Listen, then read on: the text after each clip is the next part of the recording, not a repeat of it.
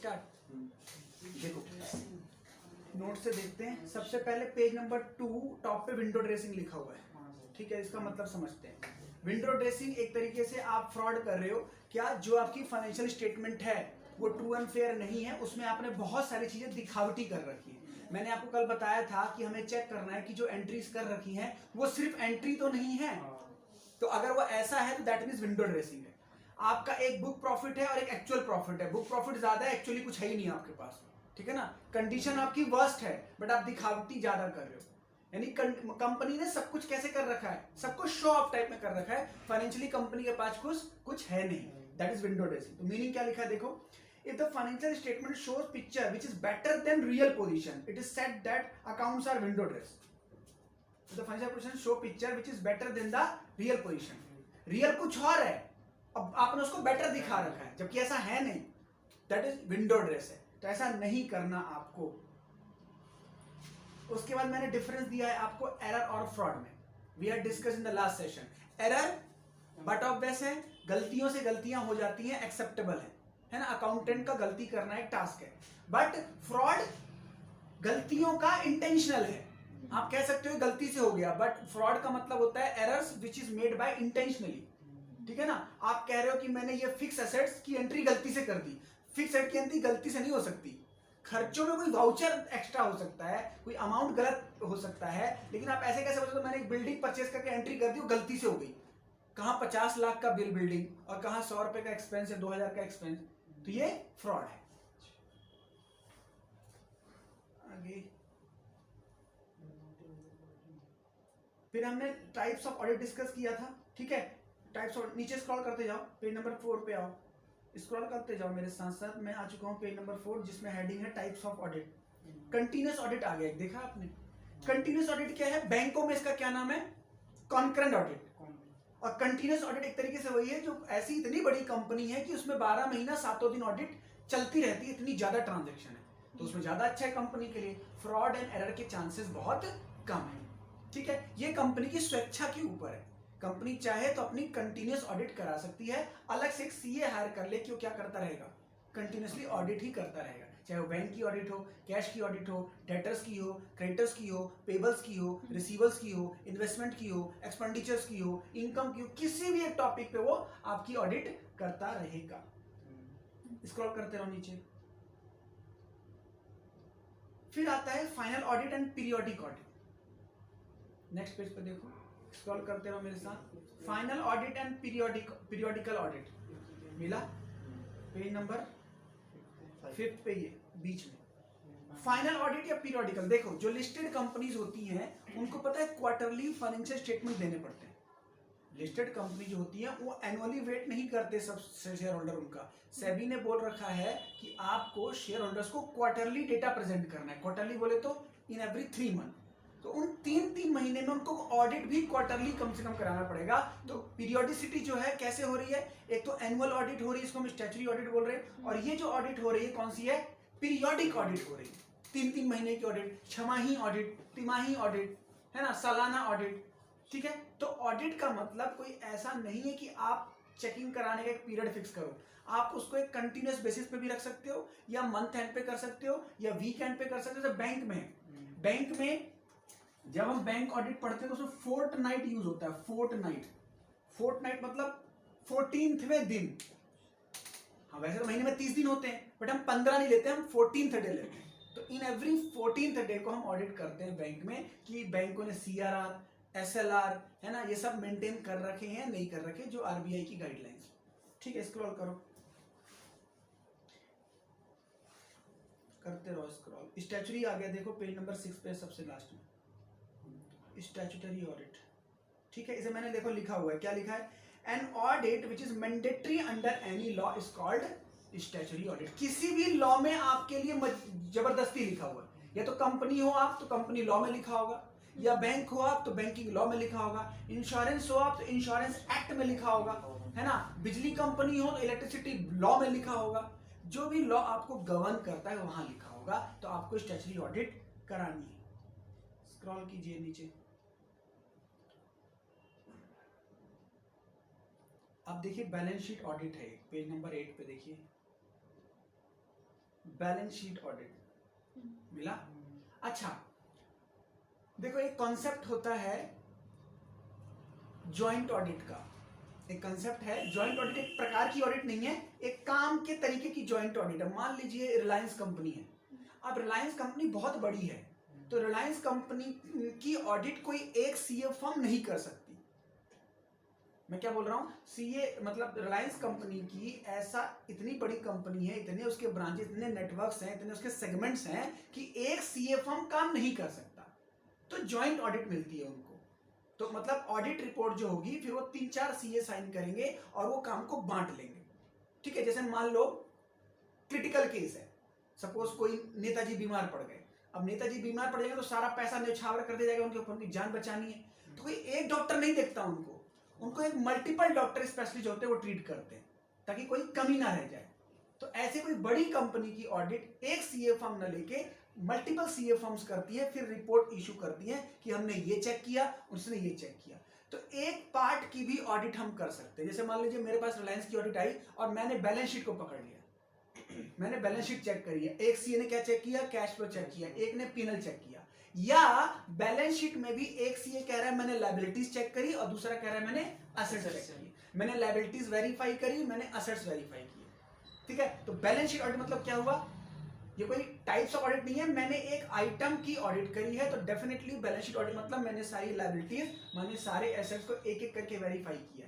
अब या तो कंपनी बड़ी है तो एक से ज्यादा ऑडिटर काम कर रहे हैं, या कंपनी का बिजनेस इतना बड़ा है कि पूरी बैलेंस शीट को ऑडिट करना मेरे बस की नहीं।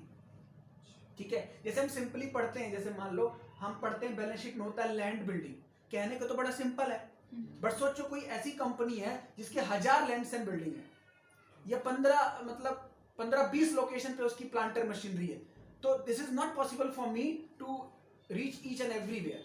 सारे प्रेमाइसेस में जाऊं तो मेरे लिए पॉसिबल नहीं है, तो I will inform to the entity to please hire another auditor or called joint auditor who will work with us and we will give you final report.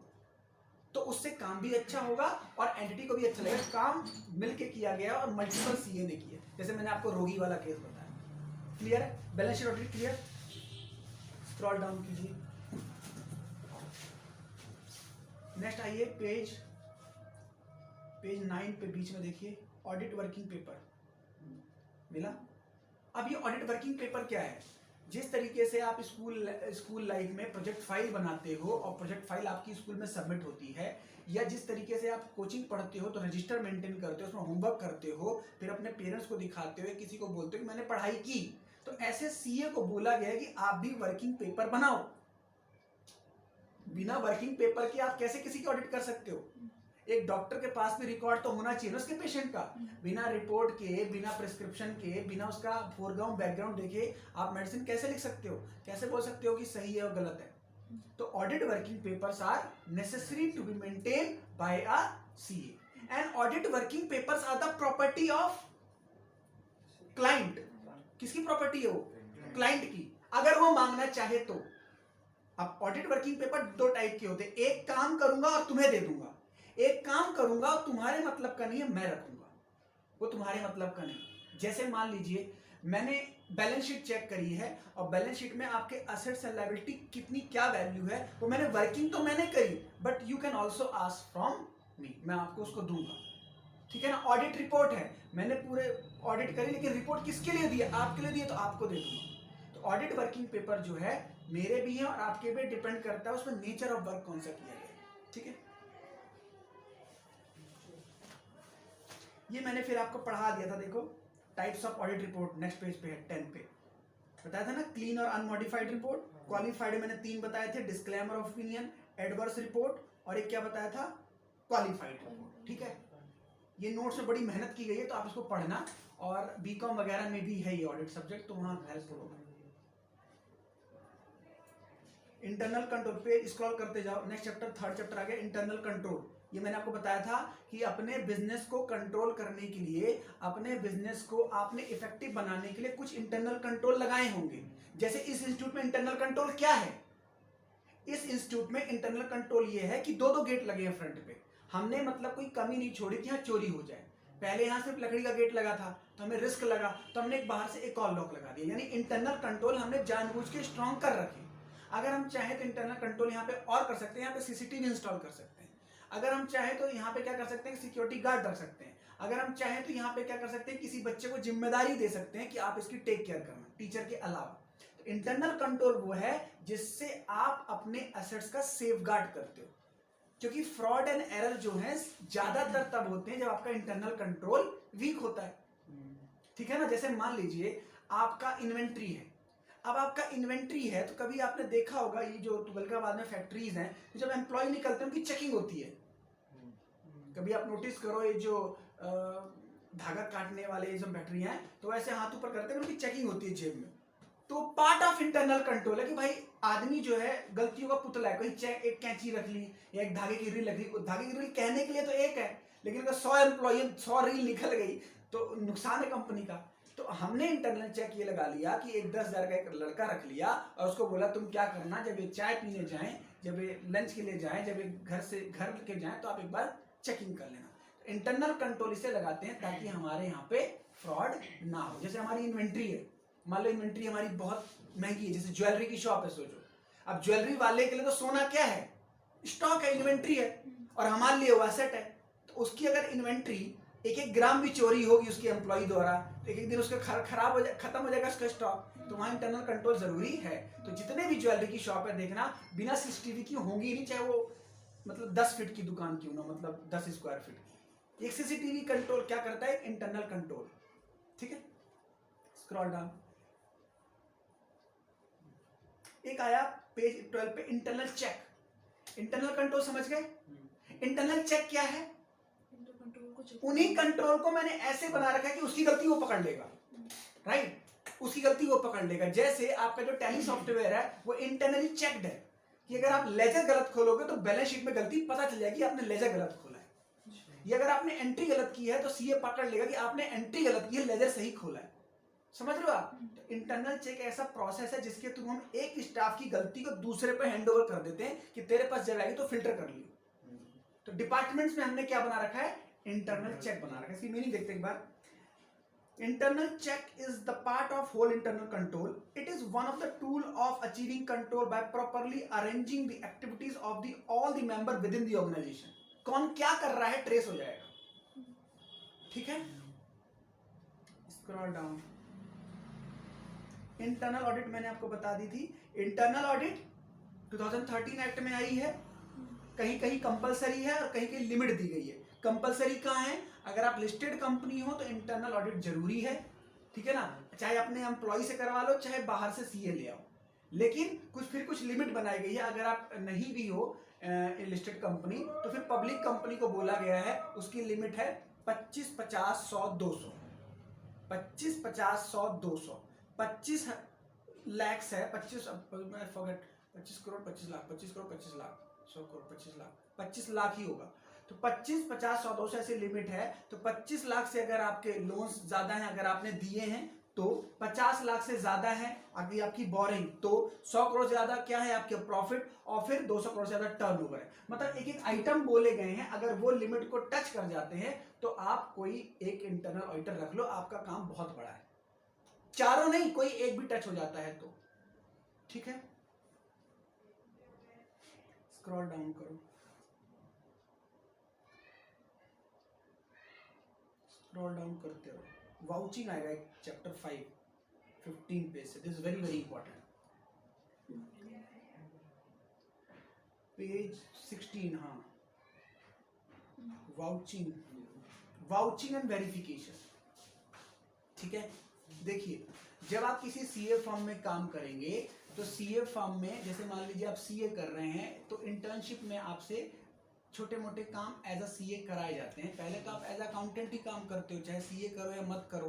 तो वाउचिंग का मतलब क्या हुआ, आपको हम सिर्फ वाउच की पावर दे रहे हैं, वेरिफिकेशन की पावर नहीं दे रहे। जैसे मान लो ये एडुलन फाउंडेशन है और मैंने आरिफ को बोला कि मैं यहाँ 2 महीने नहीं हूँ, तुम बस जो फी रिसिप्ट यहाँ कटती है वो चेक करते रहना कि फीस कट रही है नहीं कट रही है, किसकी फीस आ रही है किसकी नहीं आ रही। ये है वाउचिंग। मतलब मैं तुम्हें सिर्फ बिल्स की पावर दे रहा हूँ, बिल्स को तुम चेक कर लेना बस। मैं तुमसे ये नहीं कह रहा हूँ कि सेंटर की कुर्सियां देखना, सेंटर का पीसी देखना, सेंटर के टीचर को चेक करना, वेरिफिकेशन की पावर मैं नहीं दे रहा। तो प्रॉफिट एंड लॉस के जो आइटम्स होते हैं, जैसे कोई एक्सपेंसेस, क्योंकि सारी एंट्री वाउचर से होती है, बिजली का बिल भी है तो वाउचर के हिसाब से चढ़ेगा, सैलरी स्लिप से चढ़ेगी, तो उनकी जब आप चेकिंग करते हो इसे बोलते हैं वाउचिंग। जब आप बिल्स की चेकिंग करते हो, जीएसटी का नंबर मिलाओगे, जीएसटी का सेल का अमाउंट मिलाओगे, उसकी रिटर्न से अमाउंट, ये जो अमाउंट मिलाने का तरीका है, मतलब छोटे लेवल का जो काम है जो सीए नहीं करेगा, ये वाउचिंग है। तो पीएनएल के आइटम को चेक करने के लिए क्या किया जाता है, वाउच किया जाता है। वाउचर्स को हम चेक करते हैं, वाउचर को हम चेक करते हैं, दैट इज कॉल्ड वाउचिंग।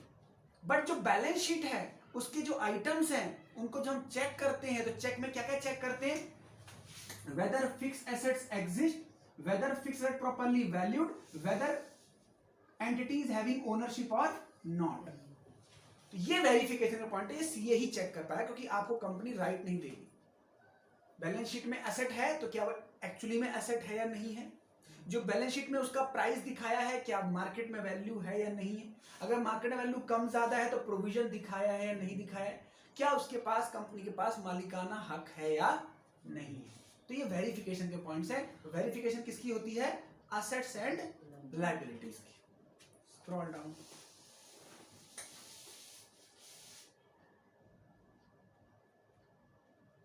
अच्छा एक पेज नंबर, एक एग्जांपल लेके चलते हैं। पेज नंबर आप आइए, पेज नंबर 17। पेज नंबर 17 देखो, vouching of cash receive from debtors. मान लीजिए आपको मैंने पावर दी है कि आरिफ आप एक काम करो, डेटर्स को वाउच कर लो।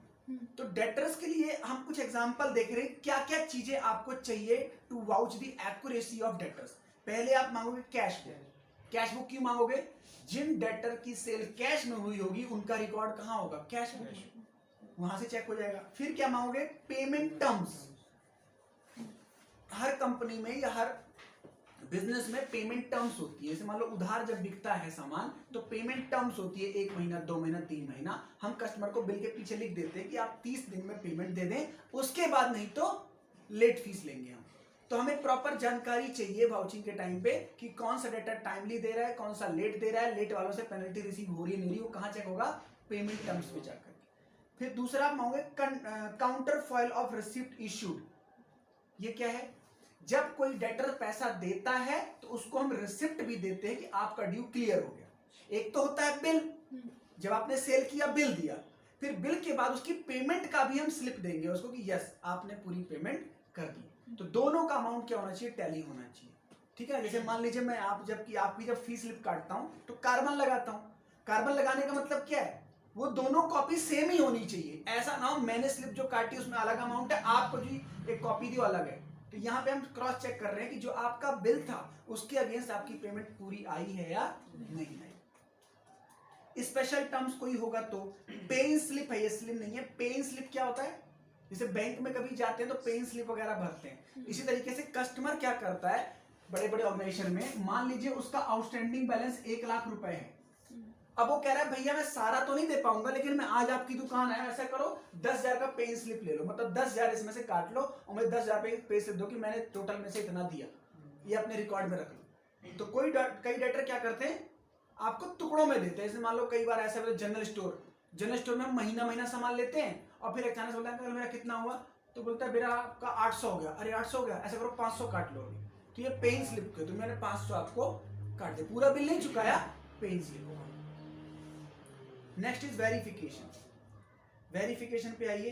वेरिफिकेशन में देखिए टॉपिक है, मिल गया। सेकंड टॉपिक देखिए, ऑब्जेक्ट्स मिला। Objects of verification and duty of auditor with regard to verification of asset, जो मैंने आपको हल्का सा बताया था 3। अब देखिए यहाँ पे कितने पॉइंट हैं। एग्जिस्टेंस, जो एसेट्स कंपनी की बैलेंस शीट में लिखा है क्या वो एग्जिस्ट करता है या नहीं। कंपनी कह रही है we have 3 land and building located in Noida but company's office is situated in Gurgaon, so it is your responsibility to confirm whether they have a building in Noida or not. सिर्फ property के documents एक बार आपको देख लेना चाहिए, possibility अगर हो तो। दूसरा अथॉरिटी, मैंने बोला ओनरशिप है या नहीं है। हम किराए के मकान को अपना घर बोल सकते हैं। मान लीजिए ऐसा होता है, कई लोग यहाँ पे यूपी बिहार से आते हैं, एमपी से भी आते हैं मुझ जैसे लोग, तो फिर यहाँ पे रहते हैं तो पूरा मकान अपना ही है, लेकिन यहाँ तो फ्लैट भी होते हैं, यहाँ तो रेंट पे भी होते हैं। तो रेंट पे आप बोल सकते हो पूरी बिल्डिंग अपनी है। तो ओनरशिप चेक करना जरूरी है कि आप रेंट पे दे रहे हो या आप सच में ही उसके ओनर हो। Possession, sales of goods act कहता है possession does not mean ownership. Sales of goods act क्या कहता है? Possession does not mean ownership. जो चीज आपके पास है जरूरी नहीं है कि आप उसके मालिक हो। तो ये एक बार वेरीफाई करना जरूरी है। जो चीज मेरे पास है doesn't mean I am the owner of that. ठीक है। चार्ज, कभी कभी ऐसा होता है आप बोल रहे हो हाँ मेरे पास नोएडा में इतना एकड़ जमीन है, बट आपको ये चेक करना जरूरी है कहीं उस पर कोई चार्ज तो नहीं है। आपने उसके भी आप में कोई लोन ले रखा है, पता है, तो पता चला है बट कल के दिन वो बैंक उठा के ले गया, तो रिस्क है ना वो। तो हमें क्या चेक करना पड़ेगा एज एन ऑडिटर कि वो जो प्रॉपर्टी है फ्री फ्रॉम चार्ज है या ऑन चार्ज है। कॉस्ट मैंने बताया कितनी, वैल्यूएशन है, फिर वैल्यूएशन हो गया, और डिस्क्लोजर। डिस्क्लोजर मतलब जो है वो डिस्क्लोज किया है या नहीं। कभी कभी ऐसा होता है बट डिस्क्लोज नहीं किया, मतलब प्रॉपर्टी है बट बैलेंस शीट में शो नहीं कर रहा। स्क्रॉल डाउन कीजिए।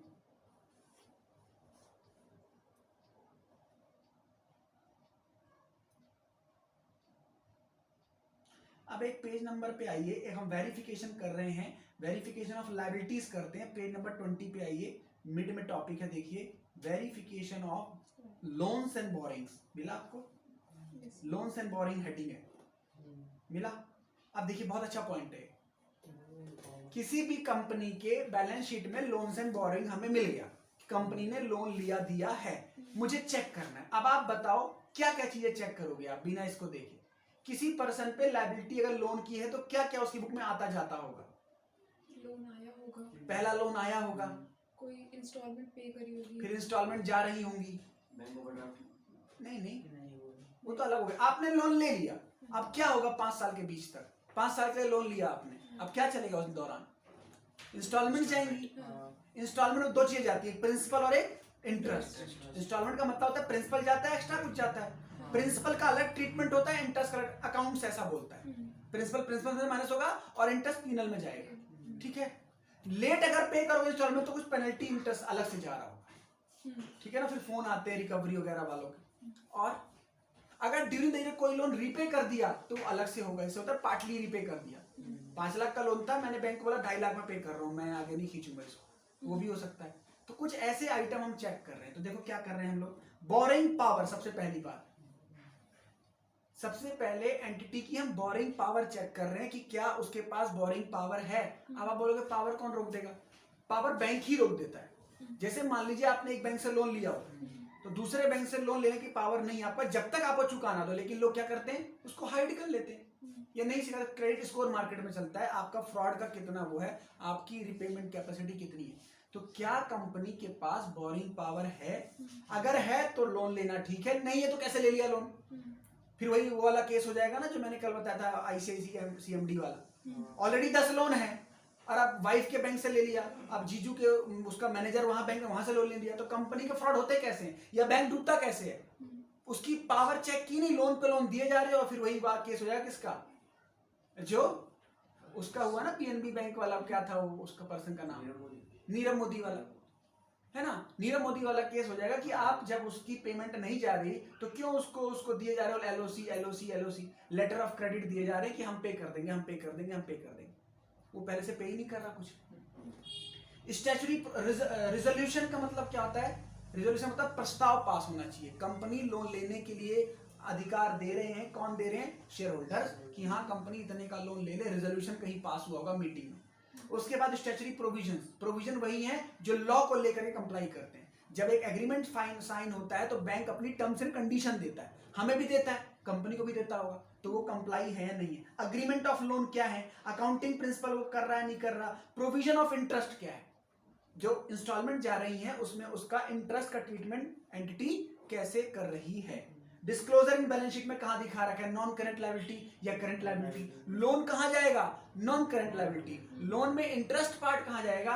करंट लायबिलिटी, अगर वो टाइम से पे नहीं हो रहा तो। कंफर्मेशन कहां से कराएंगे? एक बार बैंक से कंफर्म कराएंगे कि ये बंदा कह रहा है इतना लोन लिया है, क्या सही है? फिर दूसरा सवाल पूछेंगे, इतना लोन लिया है इस पर्पस के लिए लिया है, क्या यही लगाया है? फिर और पूछेंगे, क्या इस लोन की रिपेमेंट 5 साल में करने को बोला है, कुछ दे रहे हैं नहीं दे रहे? ये कंफर्मेशन बनता है अगर अमाउंट बहुत बड़ा है। क्लासिफिकेशन ऑफ लायबिलिटी मैंने बोला था, करंट, नॉन करंट, और verify market value of security. Mostly loan क्या है, सिक्योरिटी बेस पे दिए जाते हैं। आपको कोई एसेट गिरवी रखना पड़ता है, आपको कोई पॉलिसी गिरवी रखनी पड़ती है, बिना उसके कोई लोन नहीं दे रहा आजकल, तो वो हम पॉलिसी की मार्केट वैल्यू चेक करेंगे, या जिसको आपने दिया है। मान लीजिए आपने लोन लिया है 50 लाख का, और इस पे गिरवी रखा है नोएडा का एक प्लॉट जिसकी वैल्यू है 60 लाख की, बिल्कुल नियर है। 3 साल बाद हो सकता है इसकी वैल्यू गिर जाए, तो इसका मतलब आप लोन खतरे में चल रहा है, हो सकता है उसका रीपेमेंट ना हो पाए। ठीक है,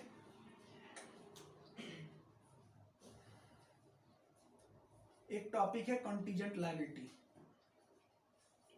मिला इसके जस्ट नीचे। क्या होती है कॉन्टीजेंट लायबिलिटी? कॉन्टीजेंट लायबिलिटी पता है? फ्यूचर के बेसिस पे होगा या नहीं? यस, पॉसिबिलिटी ऑफ हैपनिंग और not happening of some future event. जैसे इंश्योरेंस हम कराते हैं, तो इंश्योरेंस के कॉन्ट्रैक्ट को कंटीजेंट कॉन्ट्रैक्ट बोलते हैं। जब तुम बिजनेस लॉ पढ़ोगे ना, उसमें ऐसे आएंगे टाइप्स ऑफ कॉन्ट्रैक्ट, तो इंश्योरेंस के कॉन्ट्रैक्ट को कंटीजेंट कॉन्ट्रैक्ट बोलते हैं, क्योंकि इंश्योरेंस कंपनी कहती है अगर घटना घटी तो पैसे देंगे, अगर घटना नहीं घटी तो प्रीमियम का पैसा भूल जाओ। जैसे मैंने मेडिकल इंश्योरेंस कराया है ना, कोई घटना घटती है तभी तो मुझे क्लेम मिलेगा ना, तो क्लेम का मिलना किस पे डिपेंड है? फ्यूचर अनसर्टेन इवेंट पे, which is not in my control. अगर मेरे कंट्रोल में है तो वो फिर एग्रीमेंट वैलिड नहीं है। तो कंटीजेंट लायबिलिटीज भी ऐसी होती हैं, ऐसी लायबिलिटी जो मुझे लगता है हो जाएंगी, लेकिन वो रियलाइज तब होंगी जब फ्यूचर में क्लियर हो जाएगा। इसका बेस्ट एग्जांपल क्या है? सपोज मेरे इंस्टीट्यूट में 5 महीने के कोर्स में किसी बच्चे ने 3 महीने के बाद बोल दिया सर अच्छा नहीं पढ़ा रहे, और कोर्ट के पास चला गया कि मुझे मेरी फीस दिलाओ, और हम कह रहे हैं भाई हम सही पढ़ा रहे, इसकी फीस वापस नहीं मिलेगी। अब ये लड़े और मैं भी लड़, तो हमारा केस चल रहा है। अब केस जहां से उसने हमारे FIR जो भी इसने केस कर दिया, हम अपनी बुक्स में क्या रिकॉर्ड कर देंगे? Contingent liability. Contingent liability balance sheet में नहीं आती, फुट नोट्स में लिखी जाती है, क्योंकि उसके जीतने के चांसेस हारने चांसेस बराबर है, तो फिगर में नहीं दिखाएंगे, नोट्स में लिखाएंगे एक कस्टमर फलाना नेम का has filed a case against us, there could be a possibility of losing or gaining the case, that is a contingent liability. Contingent liability is the possible liability that depend upon the happening or non-happening of some future event. It is not an actual liability. Actual तो बाद में पता चलेगा ना। नीचे आइए, company auditor का topic आ गया, ये हमने कर लिया है। अब एक बार हम डिस्कस करते हैं पेज नंबर 22 पे डिस्क्वालिफिकेशन ऑफ ऑडिटर। डिस्क्वालिफिकेशन, कौन ऑडिटर नहीं बन सकता, या ऑडिटर थे और इनमें से पॉइंट दाग लग गए तो पद छोड़ना पड़ेगा। कौन कौन सा? बॉडी कॉर्पोरेट मतलब जानते हो क्या होता है? एक इंसान ही ऑडिटर बन सकता है, कंपनी ऑडिटर नहीं बन सकती। बात समझे? बॉडी कॉर्पोरेट कोई संस्था, मतलब एक इंसान अपने नाम से ऑडिट करेगा, किसी संस्था के नाम से नहीं। बॉडी कॉर्पोरेट ऑडिटर नहीं बन सकती। अच्छा, अगर आप कंपनी में काम करते हो, एम्प्लॉय हो, तो ऑडिटर नहीं हो सकते, ऑडिटर बाहर से होना चाहिए। थर्ड, अगर आप एक कंपनी में काम करते हो दूसरी कंपनी के ऑडिटर तो बन सकते हो। एम्प्लॉय तो बन ही नहीं सकता ना, दूसरी कंपनी। एम्प्लॉय मैंने कल बताया था ना, प्रैक्टिस और जॉब, तो जॉब वाला ऑडिटर नहीं बन सकता ना। मैंने कहा था साइनिंग पावर खत्म, जॉब तो फिर आप नॉर्मल ऑफिस तो ऑडिट कैसे कर सकते हो आप? फिर वहां की इंटरनल ऑडिट करो आप। यहाँ पे जो ऑडिट पढ़ रहे हो स्टैट्यूटरी पॉइंट ऑफ व्यू से पढ़ रहे हैं, स्टैट्यूटरी ऑडिट। ठीक है। अच्छा, तीसरा बोलता है अ पार्टनर और employ of an officer of employ of the company, मतलब एम्प्लॉय का पार्टनर, मतलब जो परसेंटेज है उसका हाँ, एम्प्लॉय दोनों में से। मान लो तौफीक सर है, यहाँ टीचर है, और तौफीक सर किसी दोस्त के साथ सीए का काम करते हैं, तो सब कुछ जानते हैं ना, तो वो यहाँ का ऑडिटर नहीं हो सकता, ये बोल रहा है। ठीक है। Person who is indebted to the company, उधारी चल रही है, मैंने कल बताया था, तो पहले चुका दो, क्योंकि हित आ गया ना उसमें। पर्सन होल्डिंग यानी सिक्योरिटी, कल बताया था 1 लाख, सॉरी खुद के लिए तो मना ही है, 1 रुपए का भी नहीं, रिलेटिव के लिए मैंने 1 लाख तक की वैल्यू का बताया था।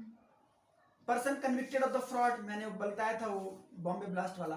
Person having business relationship with the company, relative of director of KMP, मतलब भाई कंपनी क्या डायरेक्टर का कोई रिश्तेदार कंपनी में ऑडिटर नहीं हो सकता।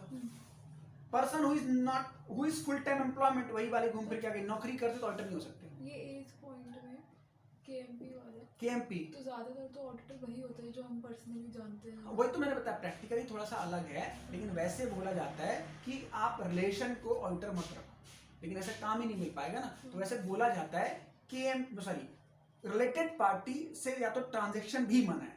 वैसे क्या मना है? रिलेटेड पार्टी, जैसे मान लो अमित सर ने मुझे बोला कि ध्रुव सर तुम अपने घर वालों को मत पढ़ाना, ऐसा रूल लिखा है, लेकिन मैं अमित सर को बोलूं भाई जितने पैसे सब दे रहे हैं ना वो भी दे रहा है, सर क्या बोलेंगे? ठीक पढ़ा लो। तो ऐसा लॉ भी कहता है। यहाँ पे ये कहता है वैसे तो मत करो, लेकिन अगर ईमानदारी से करता है तो कर लो। तो प्रैक्टिकल लाइफ में हम ये प्रूव करते हैं कि ईमानदारी से करेगा, टेंशन मत, ठीक है ना। वैसे डायरेक्टर का कोई रिलेटिव कंपनी में ऑडिटर ना हो, क्योंकि उससे इंडिपेंडेंसी खत्म हो जाएगी, लेकिन अगर वो ईमानदार है तो बन जाए, ठीक है। सिर्फ डायरेक्टर या कोई भी को एम्प्लॉय का, जैसे हम लोग डायरेक्टर और केएमपी का कोई रिलेटिव, डायरेक्टर भी हो गए, और केएमपी में कौन कौन आता है? केएमपी मतलब की मैनेजियल पर्सन, में ऑफिसर आते हैं, में डायरेक्टर आते हैं, में सीईओ आते हैं, में सीएफओ आते हैं, मतलब ऊंचे पद पे जो काम करते हैं उसे केएमपी बोलते हैं। जैसे इस इंस्टीट्यूट में 10 टीचर हैं, आपको नहीं पता 10 टीचर कौन है, लेकिन ज्यादातर कौन नजर आता है? मैं या तो ऑफिसर, तो हम केएमपी हो गए ना, यहाँ के केएमपी हम हो गए, तो हमारे रिश्तेदार को मना है, ठीक है। अच्छा, full time a person engage as a consultant, वही वाली 144 वाली आगे सलाह देते हो तो आप ऑर्डर कैसे करोगे? नीचे करिए, नीचे करिए। मैंने सीएजी के बारे में कल बता दिया था आपको। Controller auditor general of India सारी सरकारी पदों के कंपनीज की और सरकारी संस्थाओं की ऑडिट करती है ये संस्था।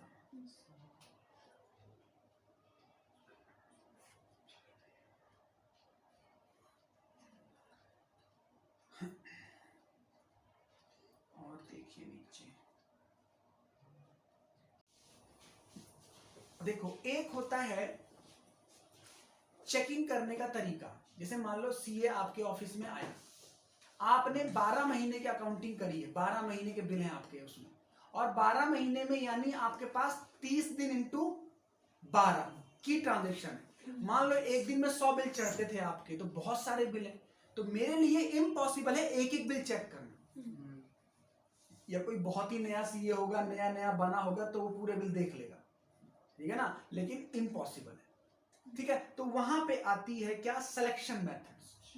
फिर हम वहां पे लगाते हैं सिलेक्शन मेथड कि हम किस तरीके से ऐसा कोई तरीका लगाएं। जैसे मान लीजिए इतना बड़ा शरीर है, डॉक्टर कैसे चेक करेगा कहाँ प्रॉब्लम है? तो रैंडम बेसिस पे चेक करता है ना। कुछ डॉक्टर नाखून देख पूछते हैं, कुछ कहते हैं जीभ बाहर निकालो, कुछ वो थर्मामीटर लगा लेते हैं, उनके कुछ रैंडम तरीके हैं।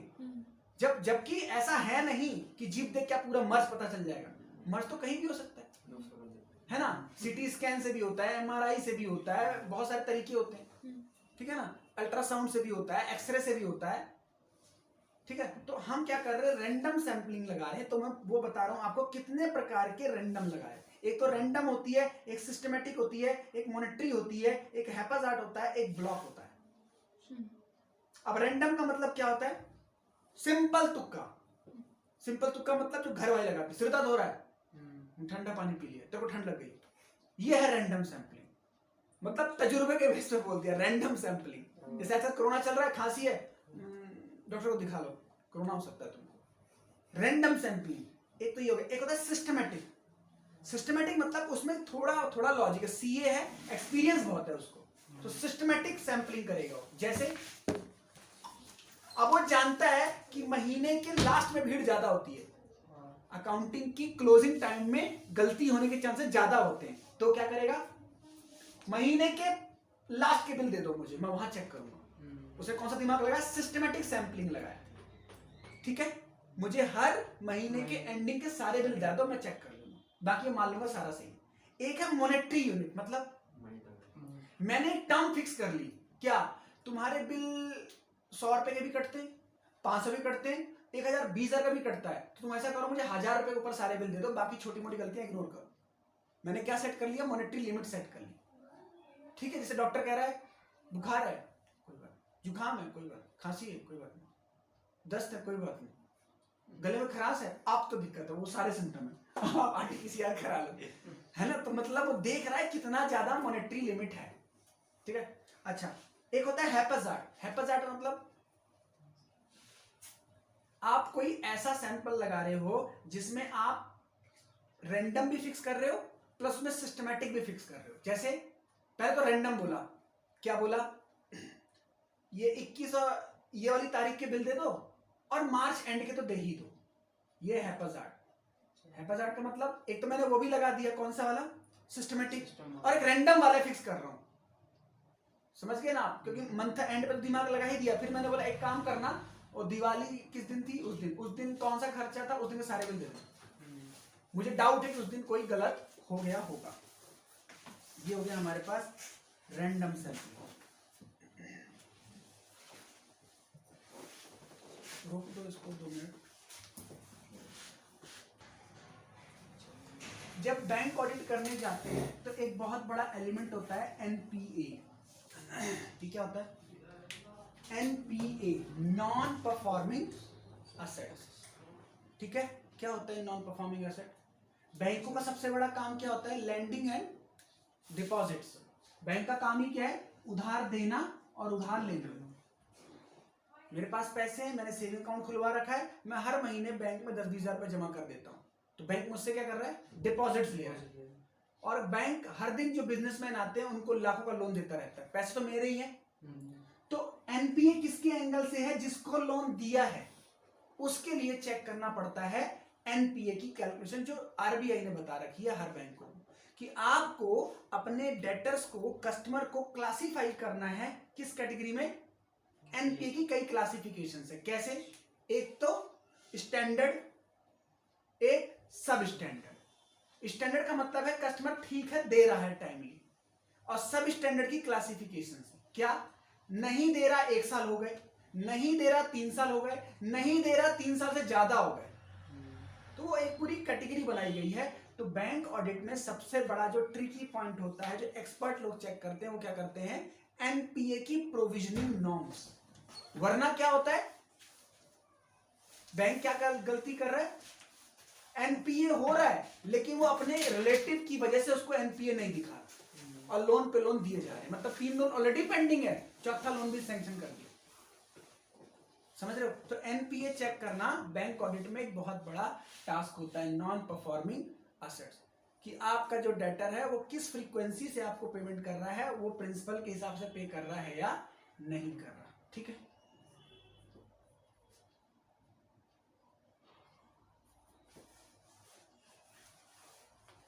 रोको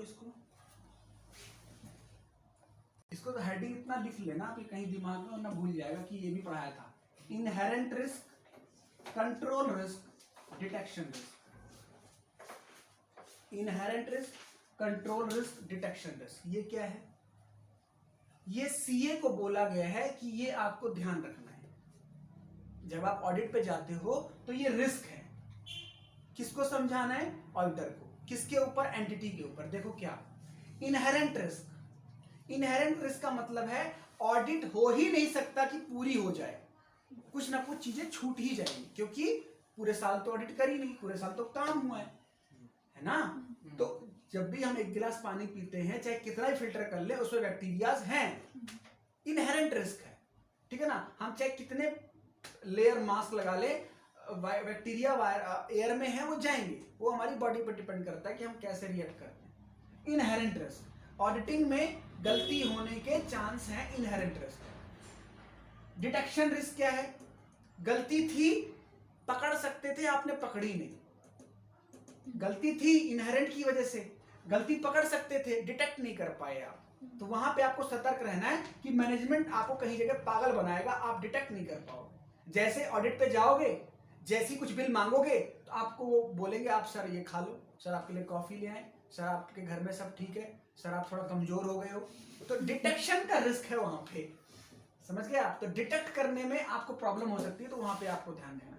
कंट्रोल रिस्क क्या है, इनहेरेंट भी है, डिटेक्शन भी था, आपने कंट्रोल उस टाइम लूज कर दिया, उसने बोला चाय, हाँ बोला आप ला दो, बिस्किट भी ले आना, तो फ्लैट हो गए आप। तो कंट्रोल रिस्क आपको मजबूत रखना है कि उसके बहकावे में नहीं आना जब तक काम ना हो जाए, जैसी काम हो जाए चाय पी लेना, ठीक है। तो these are 3 kinds of risk that auditor has to suffer during the audit. ठीक है, रोको भाई, देखो लास्ट टॉपिक क्या है ऑडिट में जो हमारे लिए रेलेवेंट है, वो है क्या, स्टैंडर्ड्स ऑन ऑडिटिंग। हमें पढ़ने नहीं पर झलक देख लेते हैं कि ऑडिटर को कितने सारे स्टैंडर्ड दिए गए एक एक चीज को काम करने के लिए। जैसे जब आप डॉक्टर के पास जाओगे ना तो हर डॉक्टर को एथिक्स दिए जाते हैं, जब लॉयर के पास जाओगे तो उनको एथिक्स दिए जाते हैं, यानी जो प्रोफेशनल लोग हैं उनको एथिक्स पढ़ाया जाता है कि आपको क्या कैसे करना है। जैसे हमें लगता है कि डॉक्टर पेशेंट को देख नहीं रहा, जब हम हॉस्पिटल में होते हैं तो ऐसा लगता है यार हमारे पेशेंट को इग्नोर कर रहा है वो, लेकिन सोचो तुम्हारे लिए तो एक मरीज है, उसके तो सारे मरीज हैं, तो हमें ऐसा लगता है वो देख नहीं रहा, जबकि उसकी नजर सब पे होती है। ये उसके एथिक्स है ना। आपको लगता है कि यार इसके इंजेक्शन लगा रहा है, इसके दर्द हो रहा है, फिर भी लगा रहा है, लेकिन वो उसके एथिक्स है, उसको जरूरी है वो चीज, है ना। आपको लगता है कि इसकी सांस फूल रही, कुछ नहीं कर रहा, वो जानबूझ के नहीं कर रहा, कुछ और चीज देखना चाहता है कि इसका रिस्पॉन्स कैसा है। मेरे कहने का मतलब हर प्रोफेशनल के क्या दिए गए हैं, उसके स्टडी मटेरियल में एथिक्स दिए गए। तो यहाँ पे मैं कुछ स्टैंडर्ड्स ऑन ऑडिटिंग पढ़ रहा हूँ हल्के हल्के, कि आप ये समझ लो कि इन इन टॉपिक पे क्या है सीए को काम करना पड़ता है, जैसा बताया गया है वैसा, है ना। तो जैसा एक दिया गया है उसको एक ऐसे बहुत सारी लिस्ट है मेरे पास, तो एक ऐसे है हमारे पास, auditor responsibility relating to fraud in an audit. अगर आपको काम के दौरान कोई फ्रॉड मिलता है तो आपको क्या एक्शन लेना है, ये आपका स्टैंडर्ड बोल रहा है, समझे। तो यहां पे लिखा हुआ है कि अगर अमाउंट इतने से ज्यादा है तो सीधा सरकार को बता दो, अगर अमाउंट इससे कम है तो मैनेजमेंट को बताओ, अगर फ्रॉड इतने से ज्यादा है तो मैनेजमेंट का भी टॉप जो गवर्निंग बॉडी है उसको बता दो। मेरी बात समझ में आई। जैसे इंस्टीट्यूट है, इंस्टीट्यूट में कोई फ्रॉड हुआ है तो पहले तो मुझे बताया जाए, क्योंकि मैं थोड़ा इसमें ज्यादा जुड़ा हुआ हूँ। अगर लगता है ज्यादा बड़ा फ्रॉड है तो सीधा अमित सर को बता दो, लगता है नहीं ये सेंटर में कुछ घपला है, सीधा सरकार को बोल दो भाई यहाँ घपला है। तो फ्रॉड का कैसा रिस्पॉन्स करना है यहाँ दिया गया है। ऐसे ही डॉक्टर के प्रिंसिपल, जब इमरजेंसी में पेशेंट जाता है तो पेशेंट लाइन लग जाती है इमरजेंसी में, तो डॉक्टर को बोला जाता है सबसे पहले आप क्या चेक कर लो, पल्स चेक कर लो, अगर आदमी की पल्स ठीक है तो इसका मतलब ठीक है, उसको थोड़ा लेटर रहने दो, सीरियस केस को पहले देख लो, ठीक है ना। तो जो इमरजेंसी होती है ज्यादातर कार्डिक वाले पेशेंट होते हैं, बाकी एक्सीडेंट वगैरह वाले को बाद में देखते हैं, चलो ठीक है थोड़ा लेटर हो, यानी कार्डिक वाले पेशेंट को इमरजेंसी माना जाता है, ठीक है। तो यहाँ पे भी यही लिखा हुआ है। उसके बाद आपको प्रिंसिपल दिया गया है, वही मैंने आपको बताया, एक ऐसे है जॉइंट ऑडिटर्स। अगर आपको ऐसा लगता है कि आपके साथ और सीए इन्वॉल्व हैं जो उस कंपनी की ऑडिट कर रहे हैं, तो उससे कैसे तालमेल बिठाना है, उसकी और अपनी बातों कैसे एग्रीमेंट करना है, वो ऐसे बताना है। कहीं ऐसा ना तुम दोनों में मतभेद हो जाए और कंपनी की ऑडिट गलत तरीके से हो जाए। तो यहाँ पे एक ऐसे दिया गया रिस्पॉन्सिबिलिटी ऑफ जॉइंट ऑडिटर्स। अगर आप बड़ी कंपनी की ऑडिट कर रहे हैं तो आप दोनों की रिस्पॉन्सिबिलिटी कैसी होनी चाहिए। उसके बाद दिया गया है ऐसे ऑडिट एविडेंस का। ऑडिट एविडेंस, एविडेंस का मतलब क्या है, आप ऐसे रिपोर्ट नहीं कर सकते कि सब कुछ फ्रॉड है, आप ऐसे नहीं बोल सकते कंपनी में कोई काम ढंग से नहीं हो रहा है, आपको क्या देने पड़ेंगे, एविडेंस देने पड़ेंगे। जैसे कोर्ट कचहरी में एविडेंस लगते हैं, ऐसे ही एंटिटी जब रिपोर्ट आप दोगे और रिपोर्ट में लिख दोगे everything is true and fair, तब तो ठीक है, लेकिन जब आप बोलोगे everything true and fair except the debtor balances, तो डेटर बैलेंसेस में क्या ऐसा लगा आपको, वो आपको देना पड़ेगा ऑडिट एविडेंस। समझ गए ना आप बात को। तो फ्रॉड का सबूत देना है आपको, फ्रॉड का संशय नहीं रखना कि कुछ है, डाउट है। ओके, फिर एक बात है एक्सटर्नल कंफर्मेशन के बाद एक एक्सटर्नल एसे है। अगर आपको कंपनी की एंटिटी की कोई एक्सटर्नल बॉडी से क्या लेनी है कंफर्मेशन, जैसे मैंने बताया बैंक से कुछ पूछना चाह रहे हो कि सच में इसने लोन लिया है, टाइम से पेमेंट कर रहा है, या कंपनी के डेटर से पूछना चाह रहे हो, कंपनी क्रेडिटर, तो उसका तरीका क्या होना चाहिए बोला गया। ऐसा ना आप तुरंत फोन लगा दो, बुरा भी मान सकता है भाई, उससे पूछ लो, वो मना करे तो बात अलग है। तो एक्सटर्नल कंफर्मेशन लेने का भी तरीका है, ठीक है ना। कहते हैं जंगल में रह के शेर से बैर नहीं करना चाहिए, तो अभी तो आप उसके पास ही हो ना, ठीक है। फिर एक ऐसे है रिलेटेड पार्टीज के ऊपर। रिलेटेड पार्टी जैसे अभी डिस्कशन हुआ था कि पूरी ऑडिट में ये चेक करना है कि कहीं कोई क्रेता, कहीं कोई विक्रेता, कहीं कोई बैंकर, कहीं कोई लेनदार देनदार रिलेटेड पार्टी ना हो, इस पे स्पेशल रिपोर्टिंग करनी है। क्योंकि 90% फ्रॉड में कौन इन्वॉल्व होता है, रिलेटेड पार्टी। जैसे बैंक में फ्रॉड हो गया तो देने लेने वाले जानकार थे, मेरे मामा का फूफा का लड़का मेरा बन जाता, हो गया सैंक्शन हो गया, या जिससे परचेज कर रहे हो वो आपका रिलेटिव है और पैसे लेके भाग गया। तो रिलेटेड पार्टी से स्पेशल रिपोर्टिंग कैसे करनी है वो ऐसे बोल रहा है। फिर 3 ऐसे दिए गए हैं।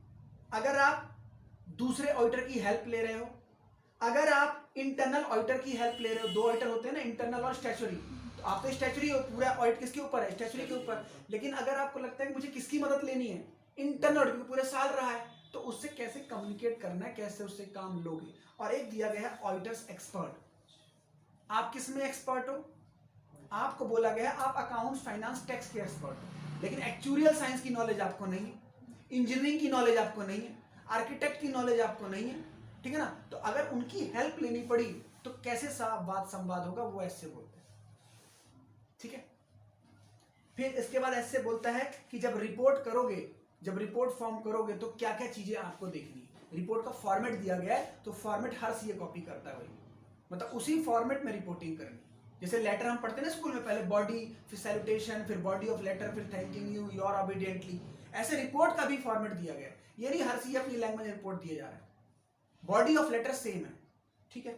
उसके बाद और क्या बोला गया कि किस चीज पे एम्फेसिस करना है, किस चीज पे एम्फेसिस नहीं करना है। एक ऐसे दिया गया है EOM और OM, एम्फेसिस और matter paragraph and other matter paragraph. जैसे आप बुक पढ़ते हो तो कुछ बुक बहुत अच्छी होती है, क्या करती है, बोल्ड कर देती है कुछ वर्ड्स को, ये बोल्ड कर दिया, या अंडरलाइन कर देती है, या हेडिंग अलग कर देती है, सब हेडिंग अलग कर देती है। ऐसे ऑडिट का भी तरीका बताया गया है कि जब ऑडिट की रिपोर्ट इशू करना तो हाईलाइट, अंडरलाइन वगैरह कर देना, ताकि शेयर होल्डर को सब कुछ समझ में आ जाए। मैंने बताया ऑडिटर किसके लिए काम कर रहा है, शेयर होल्डर के लिए, लेकिन काम किसके साथ मिलकर करना है, डायरेक्टर के साथ, मैनेजमेंट के साथ, एम्प्लॉय के साथ। तो आपको कॉर्पोरेट तभी मिलेगा जब आप उनको खुश करोगे, लेकिन वही चीज ध्यान रखना है, ये चीजों में आपको बहकना नहीं है, वरना ऑडिट सक्सेसफुल नहीं होगा, ठीक है। तो ये हमारा जो हमारे यहां तक का ऑडिट सेक्शन है वो इतना है। अब इसमें एनालिसिस का पार्ट जो जो हमने पढ़ा, यही तो एनालिसिस है। हर अकाउंटिंग के जो आइटम्स हैं, चाहे वह P&L हो, चाहे बैलेंस शीट हो, चाहे कैश फ्लो स्टेटमेंट हो, जितनी स्टेटमेंट्स हमने बनाई, चाहे वाउचर हो, वेरिफिकेशन हो, इन सब में एनालिसिस हम कर सकते हैं आप, क्योंकि हमें पता है किसका इंपैक्ट क्या हो सकता है। हम रिकॉर्डिंग तो एक एंट्री कर रहे हैं, बट उस एंट्री से कितना इफेक्ट हो सकता है, उसकी गलत रिकॉर्डिंग से कंपनी के पूरा डिसीजन बदल सकता है, ठीक है। अब इसमें रेक्टिफिकेशन भी इन्वॉल्व हो गया, एनालिसिस भी इन्वॉल्व हो गया और ऑडिटिंग भी इन्वॉल्व हो गया, राइट।